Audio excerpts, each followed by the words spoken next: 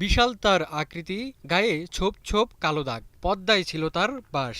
জেলের জালে ধরা পড়ে ডাঙায় উঠে নাম হয়ে যায় ব্ল্যাক ডায়মন্ড। পরে উন্মুক্ত নিলামে বিক্রি হয়ে যায় মিঠা পানির সুস্বাদু এই মাছটি।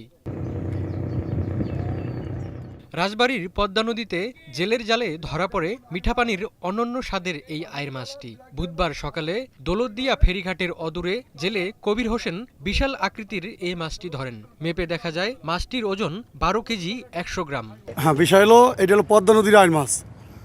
জেলের নাম কবির। পদ্মা নদীতে আমরা কিনছি, মাছটা কিনছি ২০০০ টাকা কেজি। মাছটি ডাঙায় তুলে যখন দৌলতদিয়া ফেরিঘাটের আড়তে নিয়ে আসা হয় তখনও শ্বাস নিতে দেখা যায় তাকে। এক নজর দেখতে ভিড় জমান উৎসুক জনতা। কালো রঙের এই মাছটিকে অনেকে ব্ল্যাক ডায়মন্ড নামেও ডাকতে শুরু করেন। আমরা এই মাছটা বিক্রি করলাম ২১০০ টাকা কেজি। তার মধ্যে আমার ১০০ টাকা কেজি লাভ রেখে বিক্রি করে দিলাম।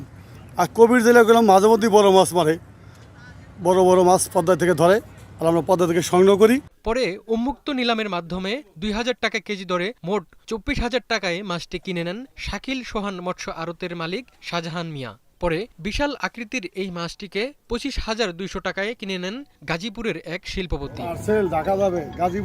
মাছ ব্যবসায়ী শাহজাহান মিয়া জানান, পদ্মা নদীর পানি কমে যাওয়ায় এখন প্রায় প্রতিদিনই জেলেদের জালে এমন বড় বড় আকৃতির মাছ ধরা পড়ছে। এতে হাসি ফুটছে জেলে পরিবারের।